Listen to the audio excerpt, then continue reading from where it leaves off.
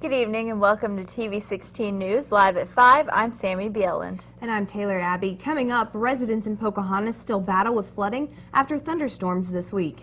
And straight line winds cause more damage in small White County community. We will give you the details on that, but first let's take a look at sports with Marshall Hughes.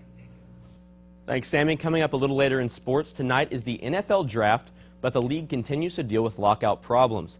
And the new college baseball rankings came out yesterday. We'll see where the Bison stand, plus more stories coming up. First, let's take a look over at the weather desk with Haley Scruggs. Haley, what's going on? Thanks, Marshall. We've had a lovely day today. It's been way better than it has been over the past couple of days with the severe weather. I'll have more in the forecast about what we can expect later this week, but right now, TV 16 starts.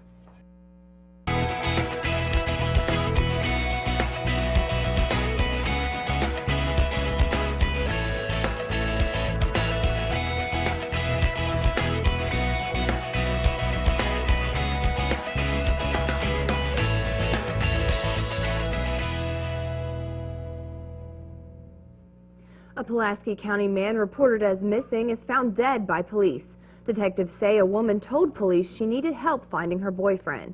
When deputies arrived, they found the body of 37-year-old David Tidwell on the property he was reported missing. Tidwell was found just after midnight. Deputies have not yet released a cause of death. An Ashdown man is killed when a big rig he was working on rolled on top of him near Ogden. 59-year-old Gary Walker was called to a weigh station on US 71 to fix the brakes on a tractor trailer that was hauling a bulldozer. Arkansas Highway Police wouldn't allow the truck back on the highway until the brakes were repaired. Police say Walker asked the truck's driver to make sure the brakes were set, but before the driver could make it to the cab, the truck rolled backward, crushing Walker under the rear tandem tires. The accident is still under investigation. A train outside of Mountain View has derailed. The train supposedly derailed into the White River and is leaking diesel fuel. Izard County emergency management officials say they are working hard on the accident. All the details have not been released, but TV 16 will have more on the story tomorrow. The Arkansas Supreme Court is supporting a judge's decision to terminate parental rights of 7 people connected to the evangelist Tony Alamo. 16 children were seized from the compound in 2008 after the compound members were accused of abusing the children. Justices said the kids could be at risk if they remained in the compound. Attorney John Wesley Hall Jr. of Little Rock said the parents would likely appeal. The trial for the man who attacked a young woman in her home in the Hull High area starts today. According to police, Jim Huff pretended to be looking for the owner of a small dog when he forced his way into 24-year-old Haley Milwee's house. Huff severely beat Milwee and tried to kidnap her. Jury selection began yesterday and continued this morning. Opening statements began this afternoon. Our worries about dangerous storms are over for now, but our worries about high gas prices remain. Gas prices haven't shown any sign of decline. Instead, they continue to climb. The national average for a gallon of regular unleaded is $3.88 for mid-grade. It is $4.02, and for premium, $4.15. Here in the natural state, Arkansas drivers are paying an average of $3.71 for regular, $3.82 for mid-grade, and $3.96 for premium. The White County Sheriff's Office is planning to burn several pounds of prescription pills. The Sheriff's Office year-round drug take-back program is intended to prevent expired or unwanted prescription medications from being abused. Authorities say burning the pills ensures they will not be flushed and end up in our lakes and streams. The pills will be burned May 11th at the Sheriff's Department. Clinton police are looking to add a drug-sniffing dog to their force. However, they don't have the funds to afford one. The police force is looking into other sources for the money. One source is a Mississippi-based casino, and the mayor says they aren't ruling out that option just yet. The city council has told the department to find out more details of the deal before they vote on it next week. A chemical leak scare at the city water plant in England led to an evacuation today. Workers at the facility located along Highway 161 thought they had wrongly mixed 2 chemicals together. As a result, the building and a nearby business were evacuated as a precaution.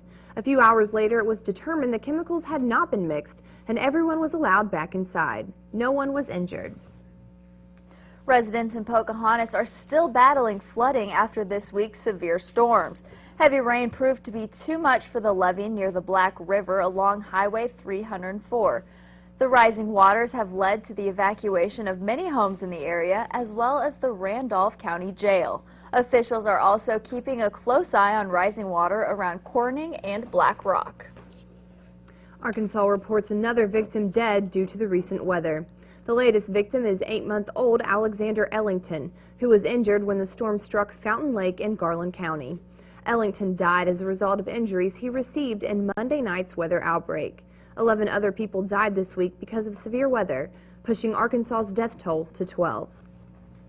Many people around the state remain without power this evening. Energy Arkansas reports that 21,000 customers remain in the dark. The counties most affected are right here in White County and Garland County. Here in White County, close to 3,000 residents are without power. Crews warned to treat all down power lines as if they are energized and call authorities immediately. After 2 days of severe thunderstorms and tornadoes, yesterday's weather brought some calm to the state. But that was not the case for the community of Denmark in White County. TV16 reporter Flor Ramos has the story. What they say, it's the calm before the storm.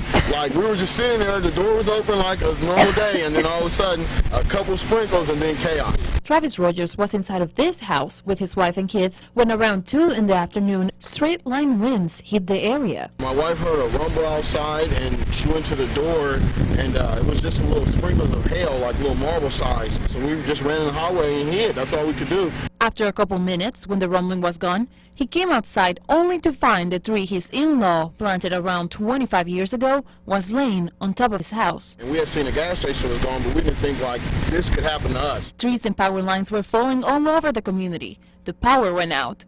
The Royers were not the only family affected. You know, I was really scared, and I've been praying that the Lord to part the storms, and He has until this time. After the storm, the community members were fast to respond to their fellow neighbors. In the course of 3 hours, the Rogers house was looking much cleaner. Oh, it felt a blessing. I felt happy to look at the tree and not be laying next to the tree, actually. You know what I mean? Reporting for TV16 News, I'm Flor Ramos.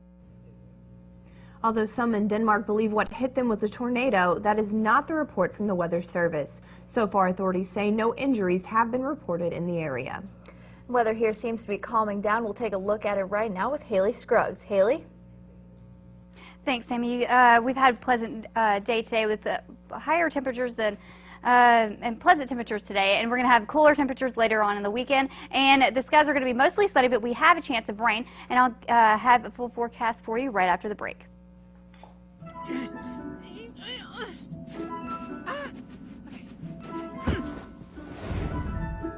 I'm a mommy.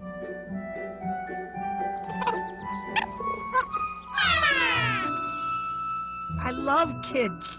I'm responsible, loving, nurturing. Ow! Just don't break anything! Play nice! No, don't touch that! Aren't you going to do something? I could use a little compassion. Stop!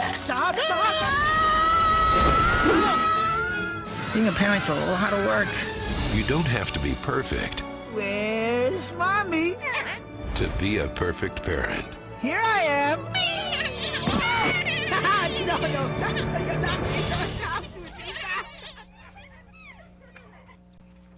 The storms that finished marching across the South between yesterday and today may have spawned the worst tornado outbreak in U.S. history, according to the National Weather Service. We already know of at least 250 deaths, but unfortunately that's probably just the beginning. As Shelby Lynn reports, search and rescue crews are combing through the wreckage, expecting to find more bodies. A day after dozens of tornadoes, including this one, began knifing through the South, dealing fatal blows to people in 6 states, this is what several parts of the region look like from above. The system devastated Ringgold on Georgia's Tennessee border. The 8th grade wing at the middle school, it's just collapsed and caved in. People are scouring the debris for belongings that may have been blown miles away and for loved ones. There's several residential areas, homes that are nothing but foundations left, and we are searching in that area for additional victims. You know, hopefully it will be a rescue situation. Based on the number of dead, Alabama was the hardest hit state. Tornadoes transformed downtown Tuscaloosa, home to the state's flagship university, into a makeshift salvage yard. The campus was largely untouched, but the storm left an indelible mark on at least one student from the Alabama coast. Seeing the damage done by storms like Katrina, Ivan, and Dennis when they moved through, the storm surge, the way it picked up cars and moved them around, looked similar to the way the cars are just tossed about here, but the damage here is a lot worse. And Tuscaloosa's mayor says it could take months to recover. Reporting from Atlanta, I'm Shelby Lynn. The University of Alabama has suspended normal operations while recovery efforts continue. Its May commencement has been rescheduled for August. Now, a closer look to the damage in some affected cities across Alabama. You can see the damage and destruction left behind in Pleasant Grove near Birmingham. The chief of Pleasant Grove Police said a suspected tornado cut a half-mile swath throughout the center of town. He said he expects the death toll, currently at 6, to rise. Storms and twisters are blamed for as many as 160 people across Alabama. President Obama will head to tornado-devastated Alabama tomorrow. Here's a look at what residents of Tuscaloosa are doing today. Last night, an apparent tornado tore through the town. At least 36 people in Tuscaloosa died. Hundreds of people are hurt and many others are still missing. The governor said some of the victims are University of Alabama students. The tornado passed by the campus and devastated neighborhoods and businesses just a half-mile away. Tuscaloosa's Mayor Walter Maddox says there are parts of the city he doesn't recognize and he doesn't know how anyone survived. Today's search and rescue, I told our team at 5:30 this morning that search and rescue is our primary focus, and then we will transition into recovery mode. But I think the thing that we all have to understand, this is not a matter of hours or a matter of days. We're talking about a matter of months. Our water system is crippled. Wow. Our infrastructure is crippled. And we've got families who are who have absolutely lost everything, including family members. And it is tragic, and it is a dark hour for our city. Dealing with death and devastation. Those are the priorities for the governors in southern states right now. Georgia Governor Nathan Deal is touring some of the hardest hit areas in Georgia. He stopped in Ringgold this morning, a small town nearly flattened by last night's storms. At least 7 people were killed in the area, but search teams are digging through debris for more possible victims. Deal says he will do what he can to help those families devastated by the disaster. As governor, I want to first of all express my sympathy and condolences to the families who have lost loved ones. Certainly that is the greatest tragedy of all on occasions such as this. To those who've lost their businesses and their homes and their property, I want to assure them that we will do everything possible to help them to restore themselves back to a normal lifestyle. Deal has declared a state of emergency in 16 counties. He's now seeking a federal disaster declaration so the state can get federal help. Now we'll take a look at weather with Haley Scruggs. Haley, what have you got for us today? Thanks, Amy. You can see on the almanac that we had a lower high temperature today than the average for Arkansas. The average is 76, but our high was only 73. The low was still higher than the average of 50. And we could take a look at the surface map, and you can see that there's nothing going on right now in Arkansas, so it's going to be a little dry, and it's going to be nice, pleasant weather for right now.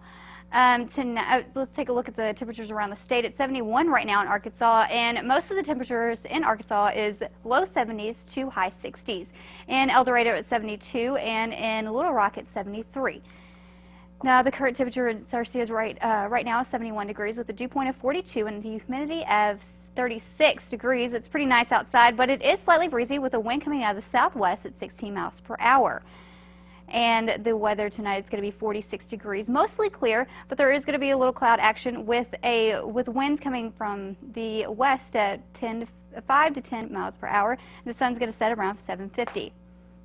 Tomorrow, the sun's going to rise around 6:18, and it's going to be a nice 79 degrees with mostly mostly sunny skies, and a breeze is going to be coming out of the southwest at 5 to 10 miles per hour. So it's going to be a little bit better weather than we had over the last couple of days, and it's going to be great to go outside and have some fun activities. And if you want to look at the 5-day forecast, Friday it's going to be a high of 79 degrees with mostly sunny skies, but Saturday we do have a threat of rain. It's going to be 30% with a high of 80 degrees. And on Sunday, we're going to have a 70% chance of rain with a high of 63, which is going to be lower. And the temperatures are going to go back up on Monday with a high of 67 degrees with another low chance of rain at 30%. And on Tuesday, it's going to be mostly cloudy with a high of 71. It's going to be pretty nice outside, and that's all I have right now for weather. Let's go back to the desk. Thanks, Haley. Coming up, California police conduct a gang sweep, more than 80 charges as a result. And today is Take Your Kids to Work Day. Find out how the First Lady honored this holiday after the break. Darvik, what's for breakfast? Guten Tag! Johannes, Ross! I bring you arts-enriched Raisinblums, fortified with increased test scores and creative problem-solving skills. It's good! And good for you. Bobby? Susie? Don't worry, that's just the power of the arts! Feed your kids the arts. For 10 simple ways to learn how, visit AmericansForTheArts.org.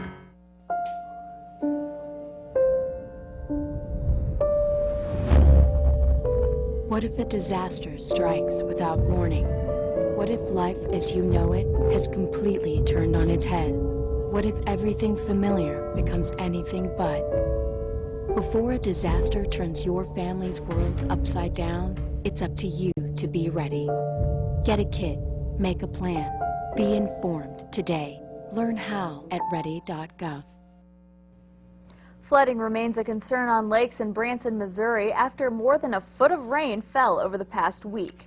The Army Corps of Engineers was forced to release water from Table Rock Lake after it hit record levels. That sent water levels up 2 to 4 feet at Lake Taneycomo, causing damage to docks and property along the lake. The Missouri Water Patrol has issued a boater's advisory urging people to stay off the lakes. Drivers are warned to watch for flooding on roadways. And heavy rains the past week have also pushed the Ohio River above flood stage. The river is expected to crest tonight at 32 feet, which is 9 feet above the flood stage, according to the National Weather Service. You can see the damage the river is causing in this video. A casino in Elizabeth, Indiana is almost underwater. And the Ohio River is causing extensive flooding in Jefferson County, Kentucky. Flood warnings remain for several counties along the river. More than 80 suspected gang members got a wake-up call they probably didn't expect when cops rounded them up in an early morning sweep in one Los Angeles community.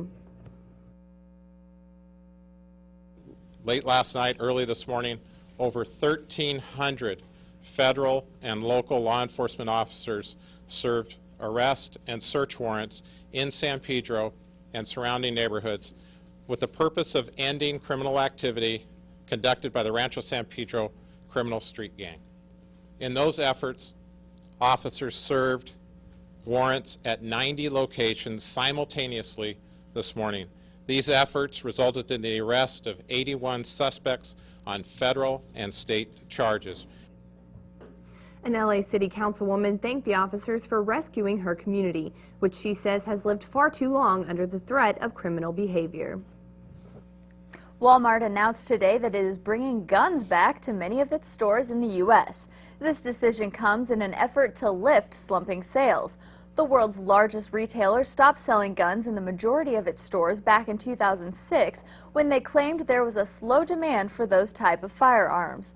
Walmart currently sells rifles, shotguns, and ammunition in about 1,300 stores in the United States.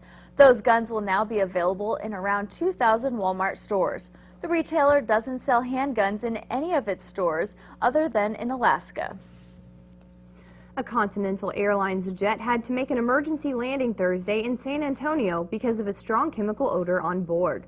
Medical personnel checked out the passengers on the tarmac. At least one person had to be taken to the hospital. The flight had just taken off from the San Antonio airport heading to Houston when it turned back. Airport officials isolated the plane away from the passenger terminal. The odor's cause isn't immediately known. The body of a missing Maine woman was discovered in a New Hampshire pond yesterday, and police are treating the death as suspicious. New Hampshire Assistant Attorney General Jane Young said 20-year-old Krista Dittmeyer was found near Cranemore Mountain. She was reported missing Saturday morning after a passerby found her car running and her 14-month-old daughter in the back seat. Police said the child was unharmed, but the car was open and the hazard lights were blinking. The driver of this FedEx truck is lucky to be alive after his tractor burst into a wall of flames. It happened just before the start of the morning rush hour in Tukwila, Washington, a suburb of Seattle. Officials say the truck collided with a car and started leaking fuel, which caught fire. There were at least 2 explosions from the ruptured fuel tank. The driver of the FedEx truck escaped without injury. No word on if the driver of the car was hurt. The next to last space shuttle launch tomorrow is drawing big crowds to Florida, including the first ever visit by an entire presidential family. Also present for the Endeavour launch will be the shuttle commander's wife, Representative Gabrielle Giffords. Gifford was shot in the head during an assassination attempt in January at an event in Tucson, Arizona. The crowd estimate tomorrow is expected to be over 700,000 people. This will be the second to last launch to close out NASA's 30-year era of space shuttle flight. And today was Take Your Daughters and Sons to Work Day. In honor of that, the First Lady took questions from children of kids whose parents worked for the White House or the Obama administration. The kids asked a lot of questions, from her favorite book, which is Toni Morrison's Song of Solomon, her favorite place on the White House grounds, to what she responded, the Rose Garden, and her favorite sport, which the kids learned is tennis. All Britain is abuzz. The eyes of the world will be on Friday's eagerly anticipated royal wedding. Prince William and Kate Middleton will say their vows at historic Westminster Abbey before an estimated global audience of billions. Eager well-wishers are already camped out along the wedding route. As Fiona Sweeney reports, many say they would not miss this monumentous occasion for the world. It's the eve of the royal wedding. Hundreds of well-wishers are camping out along the processional route. It'll be very cold, but we've got sleeping bags and mats. It'll be worth it to have the best spot in the morning.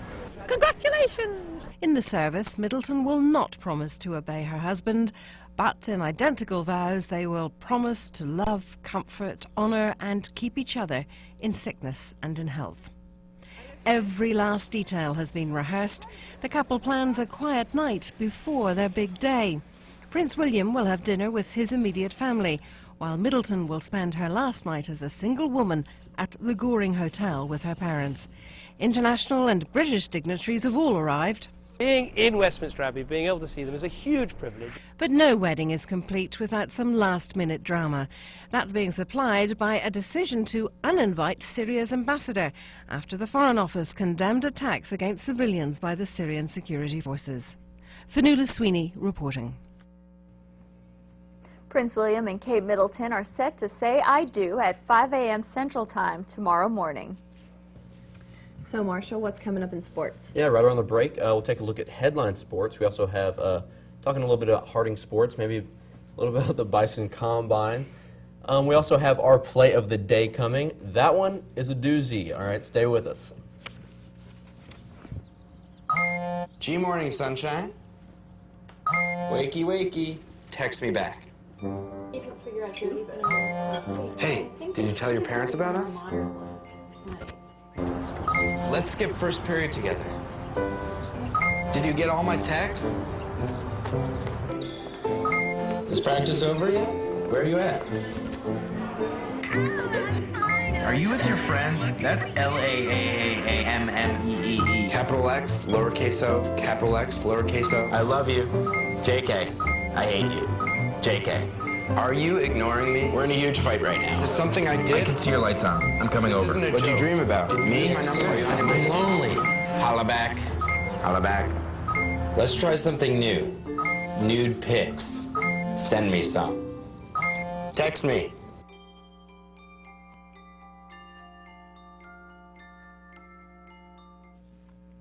Here's what's happening now in sports. As expected, the NFL has officially filed with the 8th U.S. Circuit Court to appeal Judge Susan Richard Nelson's ruling to lift the league's lockout.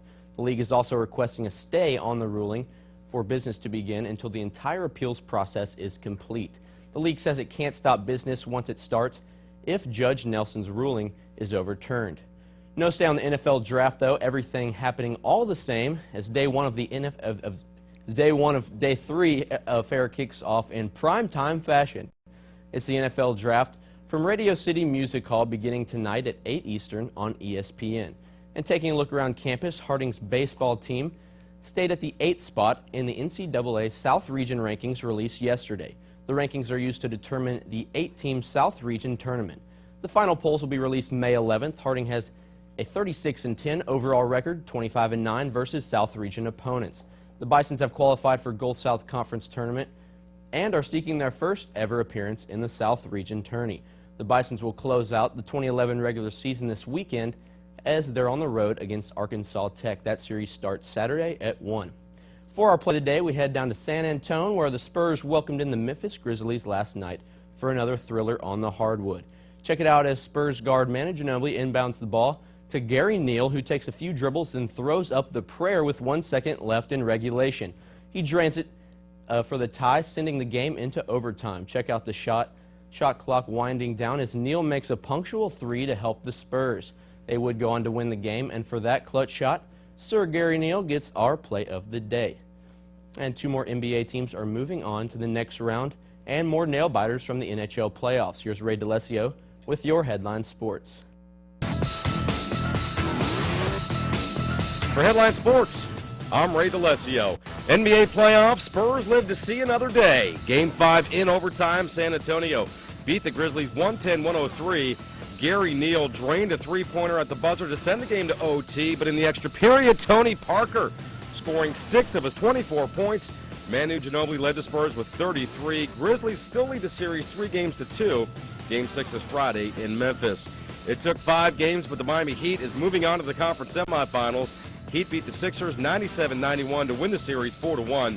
Dwayne Wade, LeBron James, and Chris Bosh all had double-doubles. Wade leading the way with 26 points, 11 rebounds. The Heat win their first playoff series since 2006. Next up, the Boston Celtics. The Thunder are also headed to the next round. They finished off the Nuggets in 5 games, 100-97 the final. Kevin Durant scoring 41 points, including the team's final 9 points. The Thunder await the winner of the Grizzlies-Spurs series. Couple of Game 7s on the ice. Bruins beat the Canadiens 4-3 in overtime to win that series. Nathan Horton scoring the game winner. 3 of Boston's win the series came in overtime. Next up for the Bruins, a rematch with the Philadelphia Flyers. Dwayne Rolson stopped 36 shots as the Lightning beat the Pens 1-0 to win the series 4-3. Tampa will face the Washington Capitals in the next round. For Headline Sports, I'm Ray DeLesio.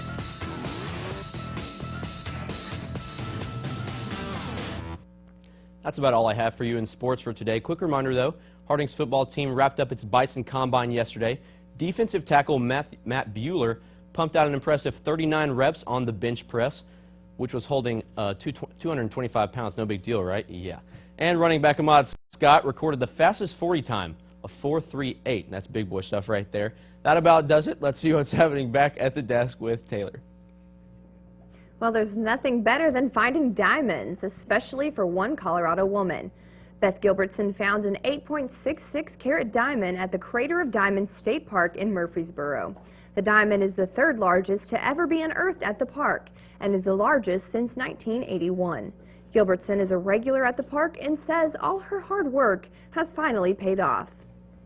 This may be too close for comfort for you, but apparently not for storm chasers. Just take a look at the power of this suspected twister that churned through Philadelphia, Mississippi. You can see it bend trees, taking some of them down as it makes its way through a neighborhood. It's one of dozens of possible tornadoes reported in states across the South.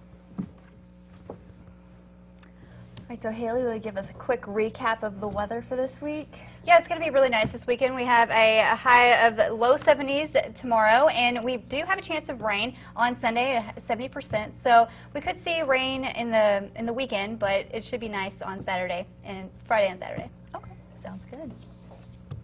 Well, thanks for joining us, TV 16 News, for all your local news, sports, and weather.